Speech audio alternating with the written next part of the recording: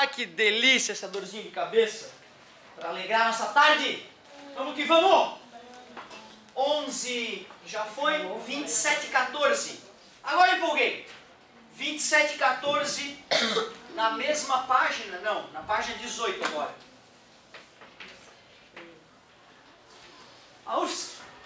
Seja uma espira circular de raio R, na qual passa uma corrente de intensidade I. Tudo tão abstrato aqui, não custa a gente fazer um desenhozinho para começar a pensar. Espira de raio R, por onde passa uma corrente I. Considere o campo magnético gerado por essa espira. Marque as proporções verdadeiras. Não pode ser difícil. O cara está falando só de uma espira. O campo no centro da espira é perpendicular ao plano definido pela espira.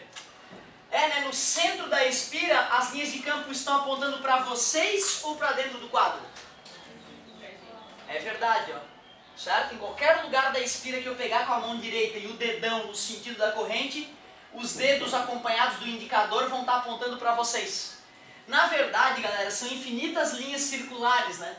Só que ali no centro, a soma desses vetores é bem perpendicular e apontando para vocês. A gente representava como isso? Uma bolinha. Né? É a pontinha da flecha vindo para vocês, né? O xizinho seria a bundinha da flecha entrando no quadro. É perpendicular, sim. Mas tu vê, eu não bati na tecla. Eu mostrei que tinha um vetor entrando ou saindo, mas eu não bati na tecla. Ele é perpendicular. Então era natural vocês ficarem confusos. O campo no centro da espira está contido no plano definido pela espira. O plano definido pela espira é o plano do papel, do quadro no caso, né? O vetor para o campo magnético teria que estar apontando ou para lá, ou para lá, ou para cá, ou para cá para estar no plano. E ele não está, ele está perpendicular ao plano, apontando para vocês ainda. Esse é o vetor campo magnético. Então não. 04. O campo gerado fora da espira no plano definido por ela tem a mesma direção e o sentido do campo gerado no interior da espira, também no plano definido por ela. Não, o campo magnético aqui fora está entrando no quadro, enquanto o campo magnético ali dentro está apontando para fora do quadro. Concorda comigo? Então não, o cara está sacaneando. Se dobrarmos a corrente I, o campo gerado cai pela metade. Espira é essa aqui, né? Tem o pi, não é? Ah, não, é espi. Lembra? Não tem mais pi. Ex-namorado, beleza? Não tem mais namorado. Espi, não tem mais pi. Então essa aqui é que é da espira. Se eu dobro esse númerozinho, esse cai pela metade? Dobra, né? São diretamente proporcionais. Bobão. Falso. 16. Se dobrarmos o raio da espira, o campo gerado em seu interior, em seu centro, também dobra. Quando eu dobro esse número, esse resultado cai pela metade, inversamente proporcional. Se invertermos o sentido da corrente, a direção e o sentido do campo gerado não se alteram. A direção eu aceito que não se altera, continuaria no centro perpendicular. Mas o sentido, muda. Sim. E ele falou que não se altera. Que sacanagem esse gabarito, não é possível, cara. Né? Essa aí o cara treme nas bases, não é possível. Galera, mas assim, ó, é muito mais seguro na UFSC que tu tá inseguro e não assinalar do que tá inseguro e assinalar. Tá? Mas mesmo, exatamente, cara, mesmo que tu não botar, ali é que tá, tem que ler o edital, né? Aberta não pode 00, certo? Beleza? Né?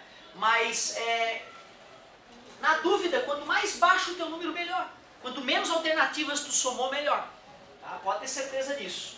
Todo ano eu me dou muito bem com essa história de não arriscar. Não arriscar. Certo? Chego quase, ano passado eu quase passei na medicina. Fiquei em 250 no geral, eu acho.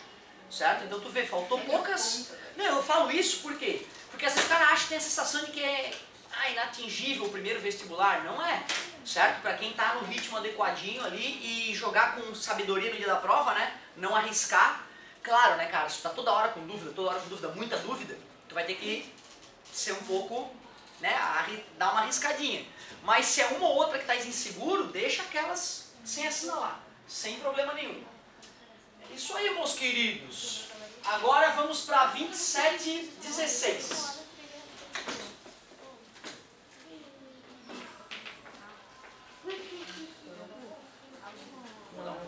Essa aqui é melhor. Olha só, galerinha. 27:16. São dadas duas espiras circulares concêntricas de raio R1 e R2.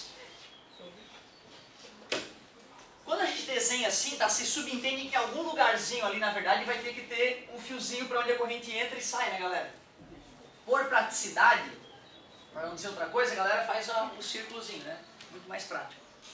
São dadas duas espiras circulares, raios R1 e R2. Ele diz que R1 é a maior, R2 é o raio da menor. Conforme a figura, percorridas por correntes de intensidades I1 e I2. Ele disse que I1 é nesse sentido, e 2 é no sentido oposto. A condição para que o vetor indução magnética resultante no centro das espiras seja nulo. Como é que eu vou igualar, né? Vamos entender por quê. Essa espira 2 gera um campo magnético apontando para dentro do quadro. Concorda comigo? A espira 1 gera um campo magnético saindo. Ou seja, a espira 2 tem um vetor apontando bem no centro para dentro do quadro, a espira 1 gera um vetor no centro apontando para a galera aí. Se eu fosse olhar de lado essa situação e se eu pudesse enxergar os campos magnéticos, né, eu perceberia que uma, o campo magnético apontando para um lado e a outra, o campo magnético apontando para o outro. Se ele quer que o vetor resultante seja zero, é porque o módulo desse tem que ser igual ao módulo desse. O valor do 1 tem que ser igual ao valor do 2. Como é que calcula campo magnético gerado por uma espira? 2R, 1 e 1. Portanto, 2 e 2. Mi0 e 1 sobre 2R1. O Mi0 elimina de um lado e do outro. O 2 elimina de um lado e do outro. E ficou I2 sobre R2 tem que ser igual a I1 sobre R1. Ele perguntou qual era a condição. Existe essa já aí? Ou ele deu uma modificadinha? É só que é o I1 sobre I2 igual a I1. Isso, ele passou o I2 dividindo e o R1 para cá, né? Vai ficar R1 sobre R2 é igual a I1 sobre I2. Certo? Qual é a letrinha? Letra A. Então uma questão bem bonitinha também, já tem um nível médio, não é tão básica. Se as duas correntes tivessem o mesmo sentido, teria como anular aqui? E se ele nos perguntasse, se ele der o valor dos raios e as correntes, como é que a gente calcularia o campo resultante? Calculo de uma, calculo da outra e soma. E se uma espira estiver assim e a outra espira estiver assim? Uma dentro da outra, sacou? Uma assim e a outra assim, mergulhada dentro da outra. É verdade, aí os vetores vão ser perpendiculares, um vai apontar para lá, o outro vai apontar para cá, né? Calcula os dois e faz um Pitágoras. É isso aí. Show de bola. Muito bem. Ah, vamos no embalo. 27:19. Eita, dor de cabeça. 27:19. A 19 é essa aí que falou do... Ah, tá de sacanagem. Sem graça. UFSC. É a UFSC de novo. Olha só, uma das espiras está nesse plano e a outra espira está saindo do quadro, né? Vou usar minha grande capacidade artística para mostrar isso. Olha só que incrível. Noção de profundidade, né? Não precisa nem avisar o que está acontecendo. Incrível. Isso aqui está lá no fundo, tá vendo? E essa parte aqui, ó, pela espessura da linha, tu percebe que ela está se aproximando de vocês. Credo! Incrível! A figura abaixo mostra dois aros condutores circulares cujos centros coincidem num ponto O. Os aros encontram-se no vácuo e em planos perpendiculares entre si, com raios de... Legal, os raios são iguais a 0,4 pi metros. Nos aros circulam correntes em sentidos horários de valores I1, 8 ampere e 2, 6 ampere. Calcule o módulo do campo magnético em microtesla. Que sacanagem, o cara quer em microtesla. Vocês lembram o que é micro? Isso, então tem que tomar cuidado. Vamos ter que dividir a resposta encontrada por 10 na menos 6. E ele não avisou que era micro, hein? Isso é que é o mais legal. Ele forneceu o Mi0 e, na verdade, quando eu acabei fazendo o comentário da questão anterior, né, eu mostrei como é que é a solução. Eu primeiro vou pensar no vetor campo magnético gerado pela espira 2. Apontando para dentro. Concorda comigo? Ali no centro eu faria assim, com a flechinha, a bundinha da flechinha sendo observada por nós. Esse é o B2. Enquanto a espira 1, o campo magnético aponta para baixo. Concorda comigo? Certo? Se eu fosse fazer a vista lateral desses vetores, o B1 estaria apontando para baixo, enquanto esse estaria apontando perpendicularmente. Eu vou calcular o B1 e o B2 e, como a galera cantou já, vou fazer o nosso amigo tio Pete para a gente achar o campo resultante. Quem é B1? Mi0 vezes I1 sobre 2R1. B2, Mi0 vezes I2 sobre 2R2. O Mi, 4π vezes 10 na menos 7. I1, 8 ampere. Dividido por 2 vezes o raio, 0,8π. Corta os π fora, B1 é igual, 4 por 2 dá 2, 8 dividido por 0,8 dá 10. Concorda? E 10 com 10 na menos 7, 10 na menos 6 Tesla. Qual é a única diferença para o B2? Que a corrente, né? A corrente é quanto? 6. 4π vezes 10 na menos 7 vezes 6, dividido por 2 vezes 0, errei.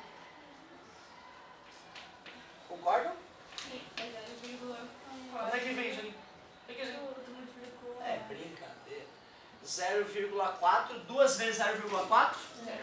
8 dividido por 0,8? 10. 10 com 10 na menos 7? 10 na menos 6. E esse 4 se mantém, então. Cérebro sempre avacalhando com a gente. Agora vamos lá. Aqui vai ficar assim, ó. Corta esse com esse. B2 igual 4 dividido por 0,4 dá 10. 10 vezes 10 na menos 7, 10 na menos 6. 6 dividido para 2, 3 Tesla. Ó, peraí. Um dos vetores vale 4 microtesla. O outro, 3 microtesla. Eu não vou fazer Pitágoras para achar o resultante. 5 microtesla, porque, né, é o famoso triângulo 3, 4, 5, né? 3 vezes 3, 9. 4 vezes 4, 16. Soma dá 25. Raiz de 25, 5. Então tu vê, ó. Famosíssimo triângulo no final das contas. Microtesla. Ele quer 5, então a resposta é isso? É. 0,5 nós anotaríamos no gabarito. 0,5. Muito bem. Boas questões. V igual a R vezes I. V igual a R vezes I.